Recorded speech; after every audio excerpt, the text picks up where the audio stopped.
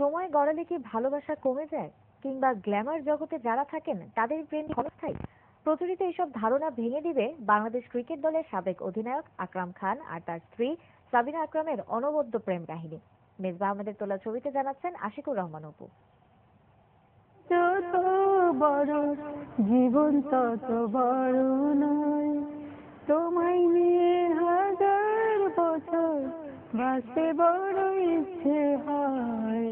ভালোবাসা যত বড় জীবন তত বড় নয়, ভালোবাসা যত বড় জীবন তত বড় নয়, তোমায় নিয়ে হাজার বছর বাঁচতে বড় ইচ্ছে হয়।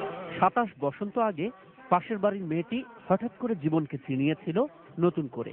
নতুন পড়শি জীবন সঙ্গিনীও হয়ে গেছেন আরো ২১ বছর আগে।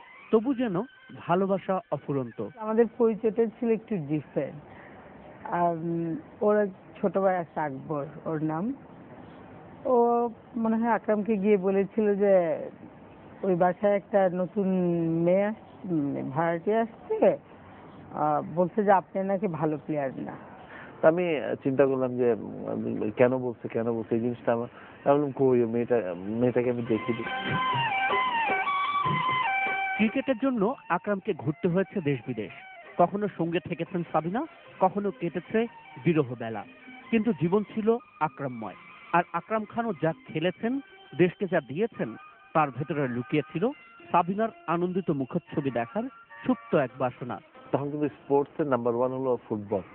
এত মিডিয়া ছিল না, এত টিভি ছিল না। তো আপনার পেপারে কিন্তু নিউজ হতো যে আবনি জিতেছে মনে করুন 8 উইকেটে, তো কে কে রান করেছে সেখানে কিন্তু একটা নাম থাকতো। তো 10 রানের উপর যে করতো তার নাম কিন্তু পেপারে থাকতো। তো যেহেতু পেপারে নাম উঠবে, ও দেখবে, ওকে খুশি করার জন্য কিন্তু এই ছোট জিনিসটা করতাম। বাট এটা আমি লাস্টলি এই জিনিসটা যে আমার জীবনে ক্রিকেটের ক্ষেত্রে কত বড় উপকারিতা হয়েছে সেটা আমি আপনাকে বুঝাতে পারবো না। একসময় আকরাম হলেন জাতীয় ক্রিকেটার, পেলেন অধিনায়কত্ব, কিন্তু সবকিছুর পেছনে রয়েছেন একজন প্রেরণাদাত্রী। যেমন আমি যখন ন্যাশনাল টিমে খেলার সুযোগ পেলাম, তখন কিন্তু আমি চিন্তা করতাম যে আমি টিমে কিভাবে থাকবো। তো সে বললো যে আমার আল্লাহর রহমতে তুমি দেখো বাংলাদেশের ক্যাপ্টেন হবা। তখন আমি বললাম এ পাগল একটা মেয়ে, এর চাহিদার কিন্তু কোনো লিমিট নাই। বাট তখন কিন্তু আমার মনের মধ্যে চলে আসছে যে না, আমি তো আপনার ক্যাপ্টেন হইতে হবে আমাকে। 2 সন্তানের জনক জননী এই দম্পতি এখনো প্রিয় সঙ্গ মনে করেন অন্যজনকে। এতটা বছর একসঙ্গে থেকেও চোখের আড়াল করতে চান না কেউ কাউকে।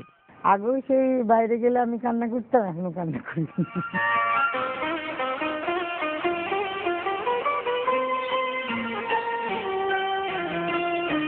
Ashikur Rahman Apu, ATN news, Dhaka. বসন্ত শুরু